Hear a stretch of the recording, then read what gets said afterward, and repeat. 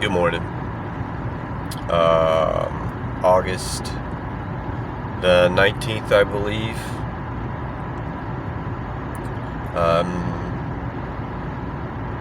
Been a while since I made a video. I know I just made one not too long ago, and it'd been a while before I made another one. I'm sorry about the view. I know there's no picture here. It's kind of dark this morning. I'm on my way to work. It's 6 o'clock in the morning.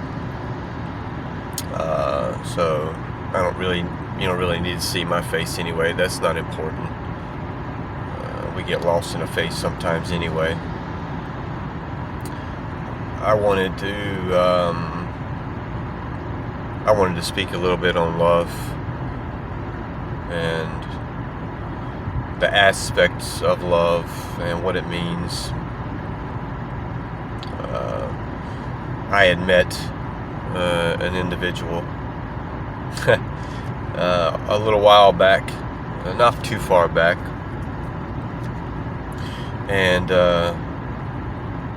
she had posted a picture of herself on the social media. I have social media, but I try not to get on it too much. There's so much negativity on there. I may post some things, something like that, and then get right back off it. I try not to scroll too much through Facebook. I don't even watch TV. I don't get caught up in TV. She had posted a picture of herself on Facebook, and I didn't know anything about her. I didn't know who she was. We had been friends for a while, but I didn't know anything about her. I knew that when I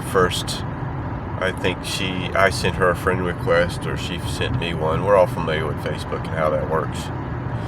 And typically, if I send somebody a friend request, I don't typically look at people's mouths, or facial expressions and stuff like that, because we can lie. And not saying that she lied. That's not what that's about. But I always look at people's eyes, because their eyes never lie. That's the windows to the soul anyway. So our eyes will always tell the truth. We can put a smile on our face all day long, and inside we could be in pain. So I always look at people's eyes. So if I send somebody a friend request, it may be something that I see, or I see their soul crying out, I guess. I've always kind of said it that way. It's almost like I can see their soul crying and needing help. It's holding too much weight, and I see that, and it's something that I want to heal.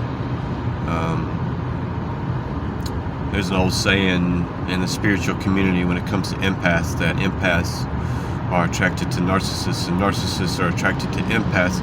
And I'm not saying she's a narcissist either. That's not what I'm saying either. But the reason why empaths are attracted to narcissists is because they look at it as something they want to heal. They want to take away that pain that they're holding in their heart. And we naturally see it, and we don't even know it. And that goes for anything that's a red flag, or maybe even a white flag, like the surrender flag. So maybe I saw something in her, and if she ever watches this video, I apologize. I'm not calling you a narcissist at all. I know that you're not a narcissist. But I see these white flags. I surrender, and I had made a comment on her picture. I see all these people posting and saying, "Oh, you're so beautiful," and she is. She's very beautiful. Very special. And and I had mentioned something about we need to figure out what we need to do to let things go. Sometimes we're holding on to things, and we need to let those go. And we started to I don't remember how it happened, but we started to connect,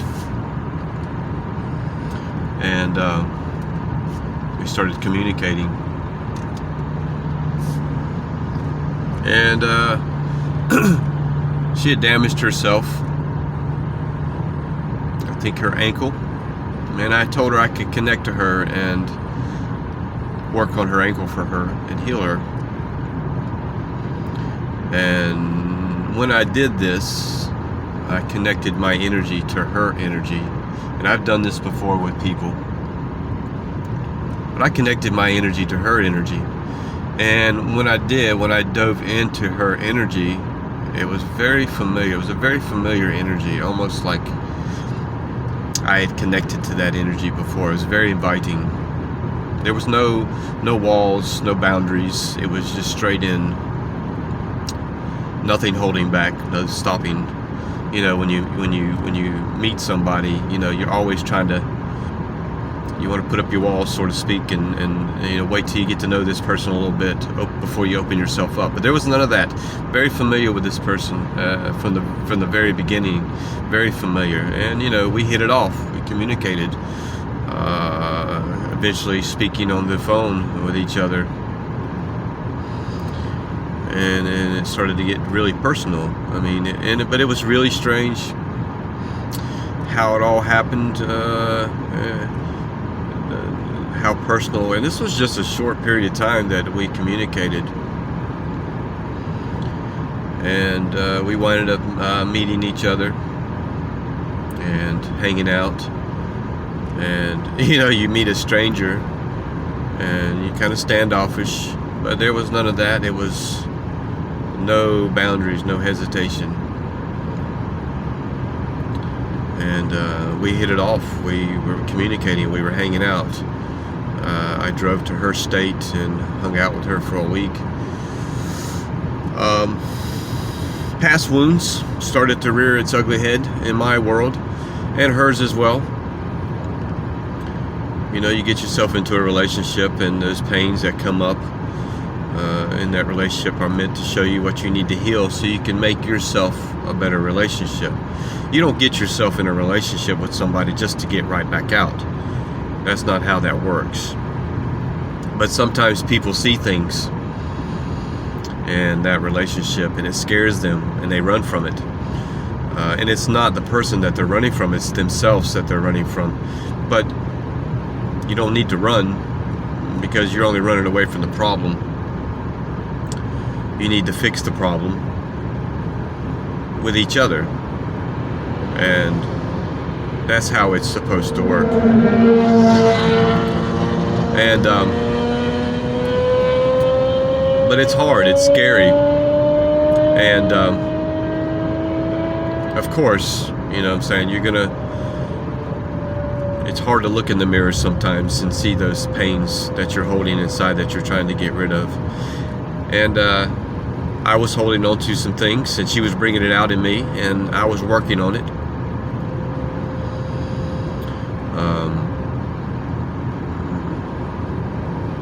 And it just wasn't working out.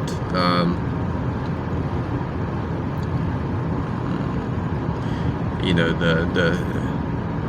we can make up our minds sometimes and think that you know, this is not something I can deal with in life right now. This is not the road that I want to take, or whatever.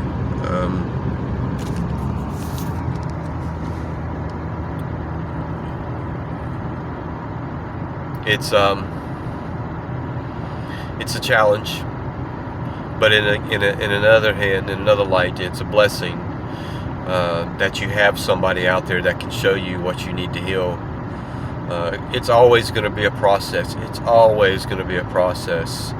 No matter what relationship you get yourself into, who you get involved with,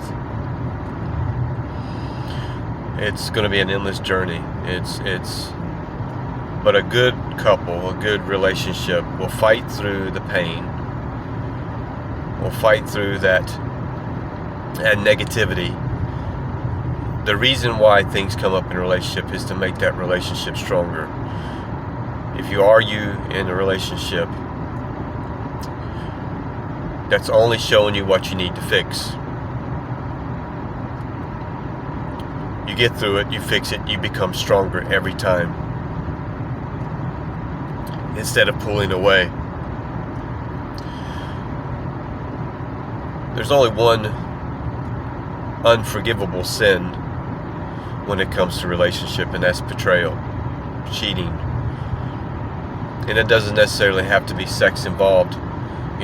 communicating with another person sexually, those things are not meant to be, are not supposed to be in a relationship.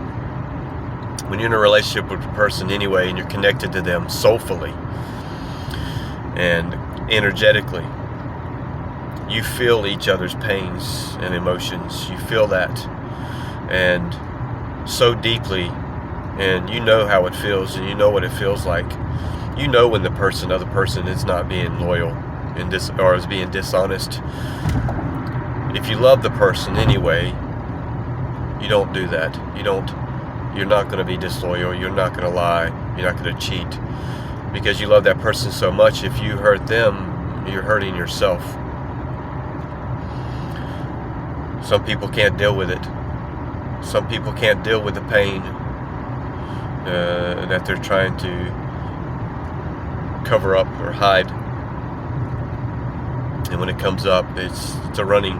It's funny, they talk about the twin flame relationship and the runner and the chaser involved, and I so get it. I really do so get it. My issue was abandonment. Every time I got myself into a relationship, and you know what? And it doesn't necessarily have to be in a loving relationship with a person. It could be with a family member or a friend, anybody. Every time that I've gotten close to somebody, or somebody's gotten close to me, they reject me, or they brush me off. And this has been my life since I was a child. This has been embedded in me and trained in me since I was a child. And that was one of my biggest issues, that I was scared that if I got too close to this person, or if I opened up my heart too much for this person, that they were just going to rip it in two. And it was foolish of me. I should have seen it, and me worrying about her leaving was only pushing her away. That thought process, that negative thought process of that was only pushing her away even more. And I did not realize it. And we have to be careful with our thoughts. I'm sorry if I'm all over the place with this video. I just felt like I needed to share it. Some people could probably be in this case, in this scenario. And it's very damaging. It's very heartbreaking. I understand, but that heartbreak is meant to show you. Is meant to show you what you need to heal. The heart will heal, and time does heal all. And you just have to keep fighting and keep pushing and try to work on what it is that showed you in that relationship that you need to heal, so you don't carry it on to the next relationship and it's only going to be in another damaging relationship. I thought when I went into that relationship that I was healed. I had been through a lot of work in my time, a lot of work, and I had overcome a lot of things in my life. I went through a spiritual awakening. I've spoken on this before in my videos, and I went through a lot of damage in my time that I thought I had to heal, and it was the abandonment energy that I was holding on to. I didn't realize it. I thought this lady was the one, and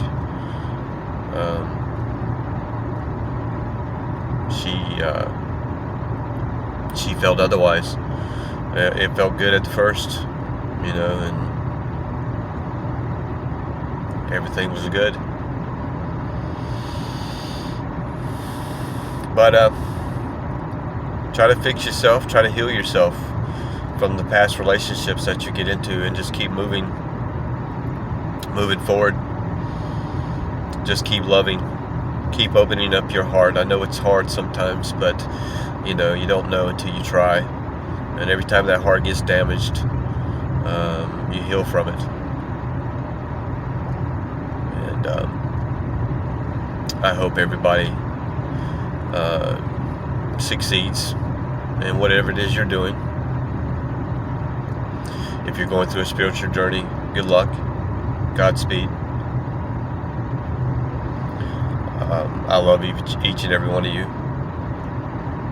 And God bless.